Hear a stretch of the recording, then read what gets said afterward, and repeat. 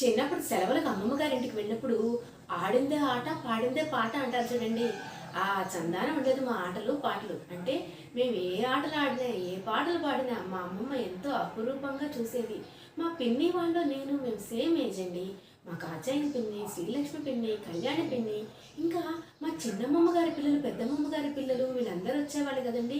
మధు తాతయ్య గారి అమ్మాయి భవాని, చిన్న తాతయ్య చిన్నమ్మమ్మ గారి అమ్మాయి కుమారి పిన్ని, వీళ్ళందరూ కూడానండి మా బుజ్జమ్మమ్మ వాళ్ళ పిల్లలు, ఫణి వాళ్ళు, మేమందరం బోల్డని ఆటలు ఆడుకునేవాళ్ళం. ఎదురుకుండా ఆంజనేయ స్వామి వారి గుడి ఉండేదండి. ఆ గుడి చుట్టూతో చక్కగా ప్రదక్షిణలు చేస్తూ చక్కగా పారాయణ చేస్తుంటే అక్కడ కూర్చుని మేము కూడా పెద్దవాళ్ళతో పాటు కూర్చొని చక్కగా పూజా కార్యక్రమాలలో పాల్గొనేవాళ్ళం. తర్వాత ఆటలు ఆటలే. అలాగే అమ్మమ్మ గోంగూర పచ్చడి అన్నం కలిపి పెద్ద బేసిన్ నిండా కలిపి అందులో వెన్నపూస కలిపి మా అందరికీ ముద్దలు పెడుతూ ఉంటే ఎన్ని తినేవాళ్ళమోనండి. ఇప్పుడు ఆ ఉప్మాలు, ఇడ్లీలు, వడలు, దోశలు, పూరీలు ఎందుకు పనికొస్తాయండి? ఆ చిన్ననాడు తిన్న చద్దన్నాలు, అందులోనూ అమ్మమ్మ గారింటో అమ్మమ్మ చేత్తో తిన్న ఆవకాయ ముద్దలు, అవన్నీ వాటికి వేరే ఏమన్నా సాటి వస్తాయో చెప్పండి. అంత మధురంగా, అంత అద్భుతంగా ఉండేవండి.